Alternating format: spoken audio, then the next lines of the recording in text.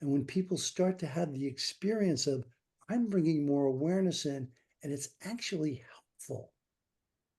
I didn't know that was true. That's a game changer for people. That's a game changer for therapists.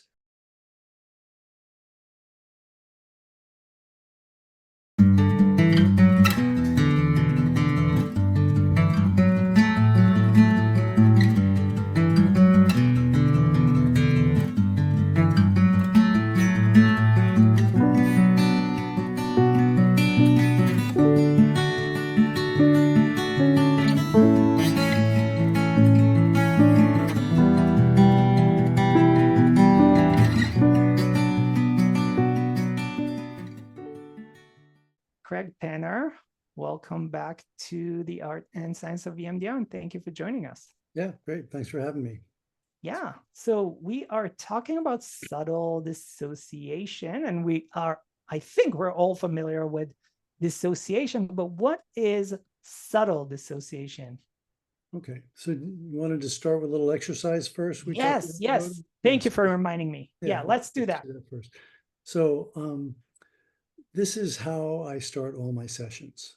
So what I'd like you all to do is, and you've probably done something similar 1,000 times or more, but um, just it's always the present experience that matters. So just take a moment and eyes open or eyes closed, just try to bring your awareness in and notice any particular physical sensations that you're aware of.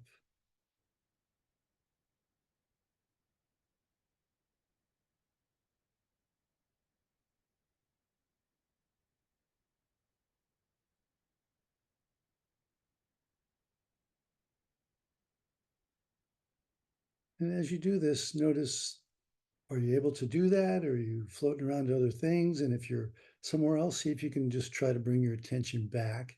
And again, notice any physical sensations.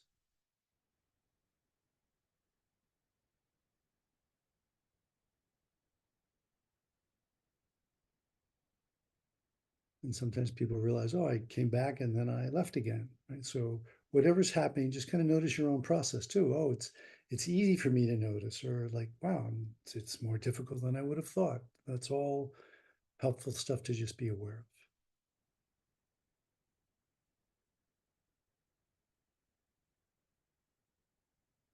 And if you can notice any sensations, just try to notice, like, oh, I feel something in my chest or whatever it might be. See if you can go in and notice a little bit more detail about those sensations. Take your time.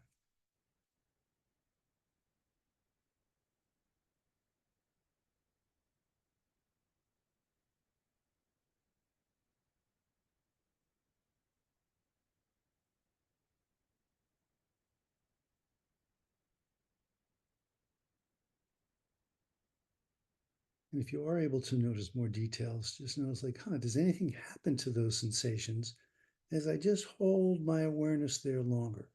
Not that it should or shouldn't, but just see what does happen.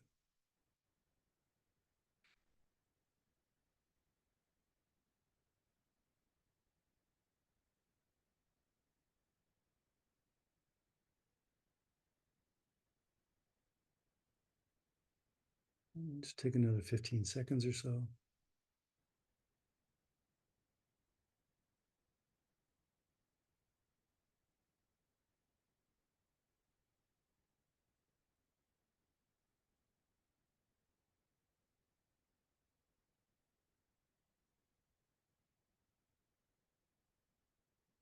Okay, and then as you come back to the group, just see if you can reflect on anything that you did notice, but also anything about your own process. Were you able to do it? Because sometimes people go like, oh, I spent the whole time like going to the grocery store and coming back again, or whatever it might be. So it's what we notice, but also the process is important. And so, like Rodham said, we're going to be talking some about subtle dissociation. And um, one of the reasons I like to start sessions this way is it gives me an initial read on, is my client present? Are they present enough to do the work? And asking about specific somatic sensations is a good way to go, because if I can notice myself in the moment, I have to be present to do that. right? Like I can tell you that I've got a foot from my head, but I can't tell you any of the sensations in my foot unless I'm present enough to notice that in the moment. So when I ask for that, it does two things. First, it gives me a read on can they answer. So are they present enough to do the work, or do we have to do something to help them get more present? It lets me know their starting place. And if they can notice, then there's increased awareness, which is good treatment in and of itself. Right? So it does a lot to start the session. And when you think about if we don't check in and we just assume because somebody could get in their car and drive to our office that they're really present, then the person may be kind of beyond the resiliency, be activated in some way, either hyper aroused or hypo aroused, that we're not tracking. They may be kind of beyond their resilience, and we're treating them as if they're very resilient. So the session's going to get wonky. It's going to be hard for the client, and we're both going to be a little confused about what's going on. Say, well, you know, what's happening here, right? So we can get an initial read on that sense of resilience, and are they in that kind of window of tolerance? Are they present enough to take on difficult material? Because you're coming into therapy because you're working on stuff that's hard enough that you couldn't do it on your own, right? So just the idea of coming in raises the heat, and that can start inadvertently pushing people beyond the resilience without them even realizing it, right? And just because they can answer your questions from their head doesn't mean they're really present, right? So it can just help us with the client in that way, getting those good reads. So this isn't like, some people start sessions, they say, take a deep breath and relax. And I would rather not ask that. I would just rather go, what's happening right now? So that if they're overwhelmed in some way and they take a deep breath and relax, they may feel more relaxed, but they may actually be even less present. So there's often where that kind of subtle dissociation can be inadvertently encouraged by the therapist. I'm feeling badly. I take a few deep breaths. I don't feel it so much anymore.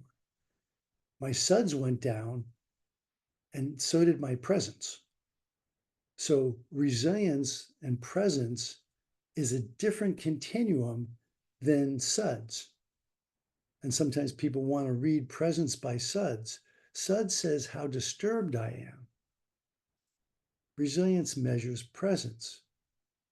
So again, people do resourcing and asking questions that can a person can go to a place like, oh, I'm going to the beach, or I'm doing something, I'm taking my mind to someplace that's fun, or just doing more breath, and they can actually be disconnecting from presence.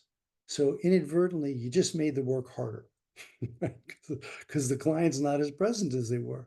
I'd rather know that something's activating them that's difficult, so we can start with where they really are, not just something that helps them to override that difficulty, because we want to access the difficulty. So I think there's a lot of inadvertent therapist encouraged override and subtle dissociation that we're not doing on purpose, but that's what ends up happening, right? And if we're not reading, if we're not tracking resilience and reading it, it's a really hard thing to assess just from verbal reports. And that's one of the advantages of doing more of a somatic approach, is we keep doing things that help them get more present and more connected, and helps us get a better read so we can track what's actually going on, right? Yeah, correct. So I want to take a step back and they just mentioned that you're the originator of natural processing, that is an approach of integrating somatic work with EMDR. And I want to ask you, how did you come up with that? How did you come up with this approach? I've always been a fairly process-oriented therapist, way back from the beginning, 42 years ago. Somehow that's true. So I've always been interested in how can we pay attention to what's happening process-wise. And then when I started doing EMDR, I started paying attention to, wow, this is really powerful and things move really well. And then sometimes it's like, what is happening when it's not so powerful, or when somebody seems like they have a powerful experience, and the next session we said, so, how you doing with what came up last time? And they can't remember it. But in the moment, they seemed like they were really there. Right? And so like something's going on here. So I started paying more attention, and I've been kind of tracking this thing about presence and resilience for a long time, and realizing that if we just ask people to give verbal reports about what's going on, it's not a good measure of presence. So I said, how can we do that? How can we get a better read on that? And I knew from the work that I had been doing somatically that sometimes people can answer about themselves and sometimes they can't. And it's like, well, that's interesting. There seems to be a really important distinction there about when, I can say, how you doing? I can say, oh, I feel this and this, and I can have this memory, and what's happening in your body, I don't know. Or like it's kind of this or it's kind of that. And we get these vague answers, or they can't answer, or what's happening in your body, and they tell more about the story, right? So I'm not getting a read on how present is the person. And again, when you think about it, you're asking somebody and they're asking themselves to focus on something that's disturbing. That's going to be pretty activating. And it's really easy. This is not a pejorative thing. This is not to blame anybody for this. It's just that that's how it hits us. We start to feel some like, oh no, and either the sympathetic starts kicking in and it can take us into that hyper aroused, or that gets overridden and the dorsal vagal comes in and takes us into a hypo state. And cognitively, I can be answering in almost exactly the same way. So I thought, I want to help people get more present. I want to be able to take advantage of that when there's more somatic awareness, it helps people work through things in a richer way, and it helps me be closer paced with how's that activation going in any given moment, right? Because somebody's talking about something and they're okay with it, and all of a sudden something comes in, and we may not see it, maybe a memory, maybe an emotion, and all of a sudden there's this point of activation, right? Something like, oh no, the nervous system's like, they may hide it really well, not even that they're trying to hide it. But if we're moving on and not paying attention to that shift in activation, this increase here is a really helpful place to work, because that's right where, on a nervous system level, there's that oh no response happening, right? It's a great place to work. If we don't see it, then the person's going to be somewhat disconnected from it. We won't know it. And now we're having more of a talk about session, even while doing EMDR. I'm sure everybody's had that. Like, it seems like we're working, and then all of a sudden it seems like this is kind of evolved into we're just talking about. Everybody know that kind of experience? It's like, what happened there, right? It's like, I thought we were like lockstep, and then all of a sudden this person's more disconnected. So for me, back to your question, the advantage of bringing a somatic focus in is it helps us get closer to that.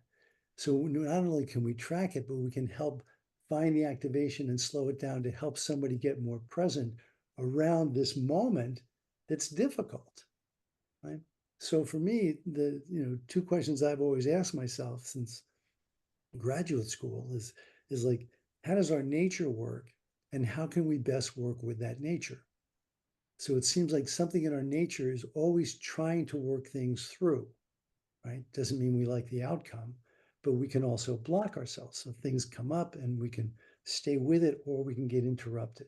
And that's when we get anxiety and depression and physical When you manifestations. say that the going through, is that, are you referring to completion, to? Yeah, Yeah. this is drive. So think of it for yourselves. Like if something bugs you, right, and you can block it, you can not want to think about it, right?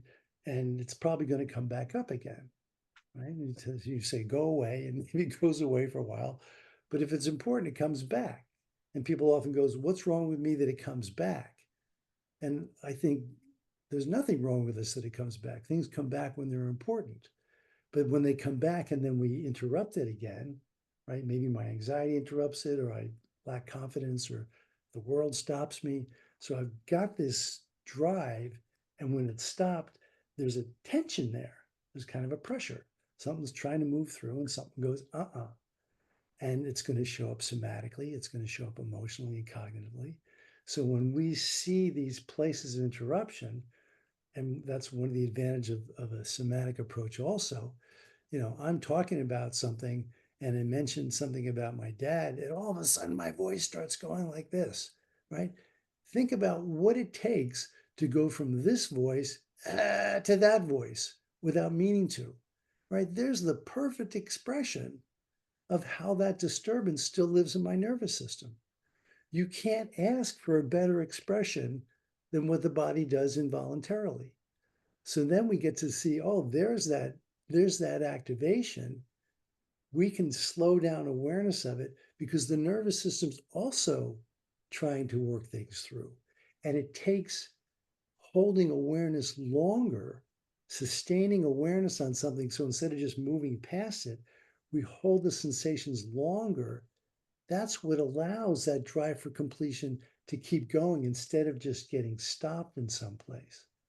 Right. So what you're describing, I think for a lot of therapists might sound or feel counterintuitive, right? Because like you said, we want to drop the SUD. If we notice that our client is anxious, many of us just try to calm down their nervous system as kind of like an instinct response, right? We're all trying to do the best for our clients. But what you're saying that we need to actually extend it to give them more time and to help them notice that. Exactly. So it positions us as therapists in a different way because I'm not trying to just calm my client down. I'm trying to help them get more engaged with their disturbance with enough resilience to hold it. Right. So I'm not trying to like keep them from lighting their hair on fire or whatever takes them way up, but I'm going to notice when it happens and how it happens and try to help them notice that more. So it's like, they're talking like this and they're going real fast and their hands are like this. And so, can you feel this in your hands right now? What? Like, can just notice your hands. Yeah. Describe the sensations. Oh, they're all knotted up and tense and I can feel my throat tight. So now we're bringing more present awareness into this high activation state. So I'm not trying to calm the state. I'm trying to see, can they be present with that activation, which is going to help them be able to work through what brings it up, as opposed to trying to calm them down and disconnect from it. So we get access to these moments that do bring up this kind of activation. And if we can stay with it with enough presence, the client's own nature is going to help them to work through. So it's a different place to work from, that I'm not trying to make people feel better. I'm trying to make them, help them feel whatever it is that they do feel enough, and helping them be present with it so that that can work through, not just bypassing it. Right. So, Craig, in your training, you talk a lot about, you mentioned the concept of resilience. How is that related to what we talked about? And what is resilience? Why do we need to know about it? And what Yeah. do we do with it in our EMDR work specifically? Yeah. So that's like even starting a session by getting a check on how present is a person. So another way to look at resilience is the ability to stay present and engaged with yourself in the face of different kinds of difficulty, right? So if I start thinking about something and it takes me into a place where I get all the sympathetic activation and I can't really slow my thinking, I can't reflect very well, right? My thinking gets rigid and I get all this nervous system tension going on. It's a hard place to work from, right? It's a really hard place. Same thing on the more hypo end. So I like Dan Siegel's window of tolerance, window of presence thing, and that's kind of a lens that I look through.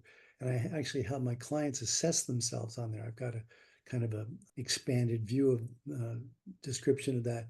So I'm having people look at, where do you see yourself having more things like tension or anxiety or constriction or shaking. So they start to identify some of these nervous system reactions that they start to have, as well as on the hypo end, like feeling spacey, can't concentrate, lose touch with their physical sensations, so that they can start tracking, oh yeah, I do that involuntarily, right?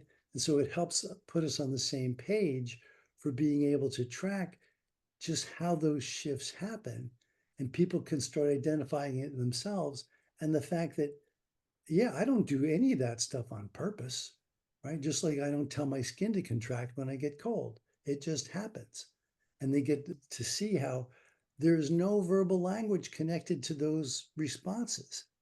And they're a pain in the butt when they happen.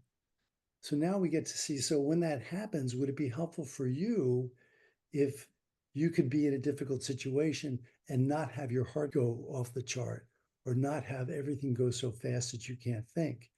So now we're talking about we're going to work together to pay attention to that idea of resilience, to the being that we can be upset and present at the same time. Now it's a better place to work from because I think everybody can identify that when I'm really hyper aroused or high low aroused, I can't really work that well. And most people can identify with that, you know. High hyper, that's where I'm kind of a jerk, right? That's like none of us do really well there. So it's helping people understand that for themselves so that now I'm paying attention to that. I'm letting them know that I'm tracking that resilience.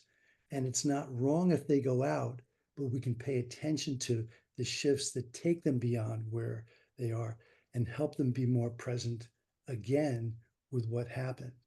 So, this idea of subtle dissociation is when we go beyond our resilience and we probably don't realize it, right? And that's why it's not fair to ask somebody if they're present. It's not a fair question because they can, from their head, go yes. But then you say, so tell me any sensations in your body. I don't know. Or they just don't answer it. Or they say, well, it's kind of this or kind of that. So we get these kind of buffered answers, these not real clear answers, because if someone is beyond their resilience, it's going to be hard for them to get a clear read. Is that what's called somatic dissociation, Craig? When they're kind of Yeah, like kind of this, kind of that, so they're not really noticing, not yeah. really knowing Vague, what's right? going on. And Yeah. and for some people, and when people do this regularly with that kind of language, we all do it for good reason, right? Like if I were to say, be in my family and say, I really feel this, I'm going to get cream for it, right? So it's often that there's some history where it's been safer in some way to stay vague, but then I stay vague with myself as well, or like, oh, I'm kind of mad. And it's interesting. A lot of times, somebody says, well, what are you noticing? I'm kind of mad. And so even if you just say, so just notice, is it kinda? And a large percentage of the time they go, no, I'm really mad. So think about the difference from them going forward with their awareness of really mad versus their holding it as kind of mad. Can you feel the difference? It's a much different place to work from. And for a person to be closer to that full experience is going to make the work emotionally more difficult, but easier to do, right? So, And Craig, is it possible that people sometimes give vague answers because they don't have language to describe their sensations? that's often true, but I don't think most of the time. So even if they're saying, because I'll say, so just see if that's true and ask them, just pay a little bit more attention. And people often start coming up with a language. Or we'll say, as you even feel like kind of angry, what do you feel physically? Oh, I don't know. There's something in my chest. Oh, so, and show me where. Oh, it's right here. So as it's there, take a moment. Because again, now we're expanding, we're sustaining awareness just by asking somebody to notice longer. Because if it feels bad, I want to move away. And now I'm sitting with this person who says, let's hang out with that. And then the person gets the experience of staying with something longer that on their own without thinking about it, they're going to move away from. So it's difficult enough that it needs working through, and there's not enough time to work through it when we go fast.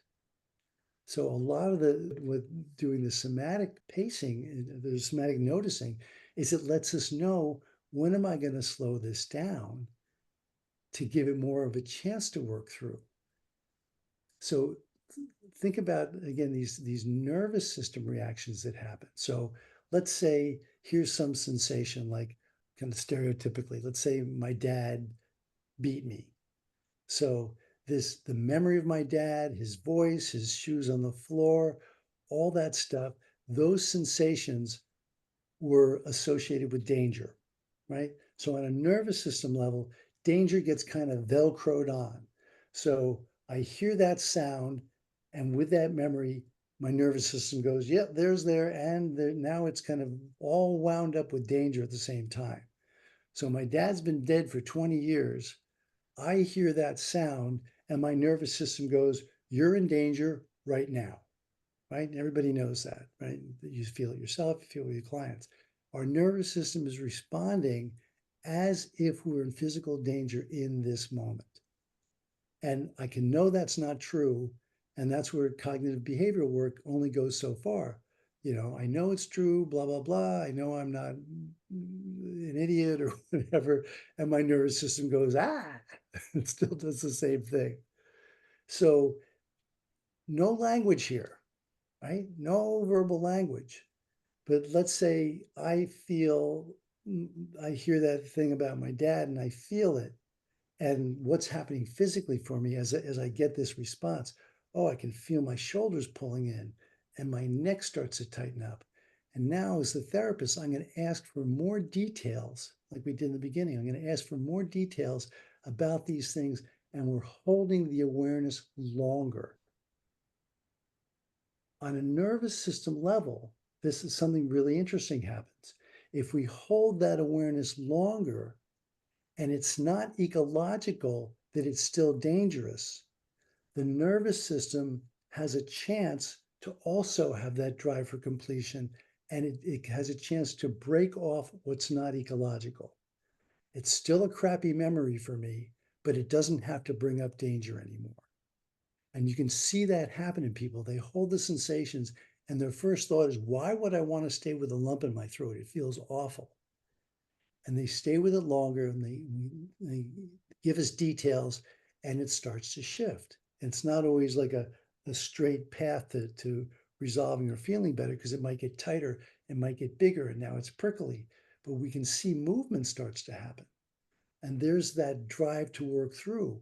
We hold the sensations longer, and the person's own nature, their own nature that already exists, gets to work with that drive and that sustained awareness lets this thing start working through differently. And it's going to carry different emotions and thoughts with it as it goes. And this is stuff that we don't get through from more of a cognitive approach, even doing EMDR. So all these ways that I get overwhelmed, and there's that, the subtle dissociation is when the person can still seem like they're there, but they're not there enough to work through, because it takes the presence to do it, right? And we can't read that just from thoughts. So you're So saying when they're not there enough, Craig, does that mean they're not there enough to effectively reprocess traumatic memories? yeah, or whatever they're working through, right? Whatever kind of got stuck there doesn't have a chance. So it takes that holding awareness longer. And this is the part that I really love. Like I just said, holding the physical sensations longer makes a big difference. So we have to kind of explain some of this to clients and help them feel how those activations do come up involuntarily, because we need agreements. Because otherwise, like when I ask you about your left cheek, right, because you're doing this, right, it's got to make sense to the client that like they don't know what's going to happen. Neither do I. But I'll say, can you feel as you say that you pull your cheek in? Oh yeah. Okay. So just notice that you're talking about this and you pull your cheek in. What are you noticing here? And it's going to bring up all kinds of other stuff and give it a chance to work through. So instead of disconnecting from it, now we're helping them reconnect. So there's that move from subtle dissociation to more presence, which makes all the difference in how people work things through. So resilience would be something like somatic tolerance. Yeah, but I Like, think it goes, yeah, I think to be able to tolerate the sensations and hold them longer gives a chance for something to work through. So it's not tolerance just for the sake of tolerance or like greater suffering, right? Oh, oh, good. Now I'm really with that thing in my throat, right? But it's holding the awareness so it has a chance to move through in a different way. And that's where it's a different position for us to work from too. Because if I'm going to encourage somebody to bring more awareness to something, and it's not going to move if it's just for the sake of tolerating suffering, who's going to do that, right? And why would I do that? So for us, and I in the sort of the byline of my train natural processing is trust the process. I trust this. I put all my weight on that this exists in people's nature. I don't have to create that. I can't create it. I can't make it. Some people, it's really hard to see in them, but I've never met somebody that that's not part of their nature. So when they start holding awareness longer and things start shifting, that's often like, I didn't know that could happen. So quite often I hear things like somebody starts to get anxious. They notice the constriction in their chest. Their first move is get me out of here, right? Get me away from the sensation. It feels bad. But now we've talked about this and made some agreements. So I'm saying, so this may be difficult, but can you describe this more? Yeah, it's right here and it's all spiky. And now I can feel it coming up my spine too. Okay, so just tell me more about that. Notice it. And if they can notice it and they're in the window, using the bilateral is really helpful at that moment. So we're using the bilateral to also help sustain awareness and engage this. So people stay with it. It starts to move, it starts to shift, different memories come up, their body starts processing through it differently. And then as it all moves through, I often come back to people, 5 minutes, 15 minutes later. I said, so what just happened? Oh, I felt this thing here and I wanted to get away from it. And what'd you do? Well, you asked me to stay with it and I started describing the sensations and it started to shift. Did you know that could happen? No, I thought it was going to kill me. Right? So now we're helping people have a reflection of how their nature actually works because awareness feels like the devil, right? Awareness is going to kill me. And when people start to have the experience of, I'm bringing more awareness in and it's actually helpful. I didn't know that was true. That's a game changer for people. That's a game changer for therapists. We don't have to try to keep people away from stuff. We can invite people into a fuller experience. They're going to find that for themselves, that my awareness, if I can hold it, actually helps me to work through things. That changes people's lives. And for therapists, that changes how we do therapy, right? Because I don't have to fix anything. And it gives me the confidence to hold stuff for people that feels really crappy and scary, right? And we're making agreements and we're helping them stay more present along the way. If somebody's hair's on fire and we're trying to do this while they're beyond the resilience, it's not going to be helpful, right? Just like I imagine you've all had experience with somebody's pretty highly activated and you're trying to bilateral them through their activation and it doesn't work, right? I've done that, right? And that's one of the things, back to your question about how did I start working in this way, is having those experiences. Remember, this one woman came in and she was having a panic attack. And this was like, I don't know, like my fifth client with EMDR like 30 years ago.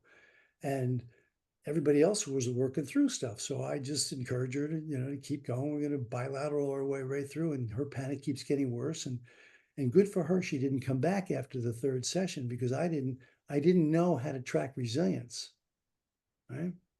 Somebody that far beyond the resilience is not going to work it through. It doesn't matter how much bilateral we do. So it's not like the bilateral automatically does that, but the bilateral with resilience has more capacity to do that. So if we're not tracking resilience, we're going to try to work with people who are not in states where they can really work it effectively. And that's often what scares people. That's often when people don't come back, right? Because they're overwhelmed. They may not be able to say it, but they're leaving going, that was not a good experience. right? Even if they say, thanks for the help, doc, you know. So we can pay attention to these things. And if we don't, it's hard for us to know what's going on, or we're having to guess, or somebody sees somebody get upset and the therapist tries to pull them away from the upset, right? Because they don't know, can the person hold that upset in the moment or not? Crucial question for us. And when we read it off of saying, so what are you noticing physically? And seeing, can they answer? That gives us a better read. So if somebody's like, they're starting to go real fast and they're doing this, and I ask them about it and they can't answer, then maybe I'll do something bigger to help them kind of slow down and get to where they can notice themselves again.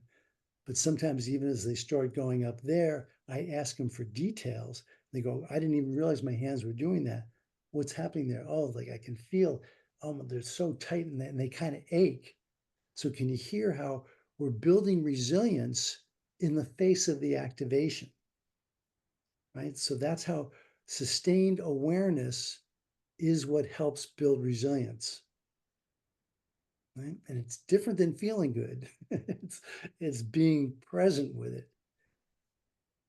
Right. So, Craig, I am dropping in the chat. And for those of us who watch it later on YouTube, the links to your website will be under the video. I'm wondering, before we go to the Q&A section, if you can talk a little bit about your training. You have the natural processing training. You have basically, this is a very short summary of your training. There's a lot of practical, right? Like people practice, and there's small groups, and you have like a whole team of people give feedback. Yeah. Can you talk about your training for Yeah. a minute or two? So, this is not an easy thing to start working with, right? So we do practicums each day, and we give very personalized feedback to every participant each day. And my assistants and I meet at the end of the day, and we talk about how each person's doing, so we can carry on, from day to day what's going on, to help people really get a strong sense about, here's how I can take that into my work, or here's where I get scared and I back off, or here's where I go too fast, or all those things. There's a chance to get more explicit about that. So the trainings it's some didactic and discussion, and then we have the practicum. We have a lot of experiential exercises as we go through. So this is not a passive do the dishes while you watch a watch a webinar training. Barbara's shaking her head. She's been through this. So because we have a big passion about people who want to learn this being able to really learn it, because I find that therapists report they're seeing things happen in their practice that they didn't know were possible before. And that's exciting for me, and it's exciting for my assistants. And we have a big commitment to helping that go. That's why we keep the training small, like maximum 27, sometimes 30 people, so that everybody does get the individualized attention. And we offer, consult groups and different things after that. And there's different levels to the training. The first one's kind of basic, foundational, introductory. And the second part, we go into attachment dynamics and developmental trauma issues. And then we have a number of specific topics that we hit later on. But they're all in service of this process-focused work, right? And helping the therapist work from a place of not knowing, but noticing, right? Where we don't have to know what's coming. We can't know what's coming, but we get to really learn how to stay so closely involved in tracking that when those moments come, whether it's verbally, like somebody talking about something, and then they say, oh, I don't care, right? Sometimes we can catch it verbally, or sometimes we can just catch it that their voice starts catching, or we see them pull back, right? There's those signs of struggle that we can pay attention to that help put us right into the process in the best place to work with it. Okay, I think we're ready for some Q&A. I saw some questions in the chat. So first of all, I want to say, Craig Pinner, thank you for your time. That was great. You're welcome. Obviously, I love this topic.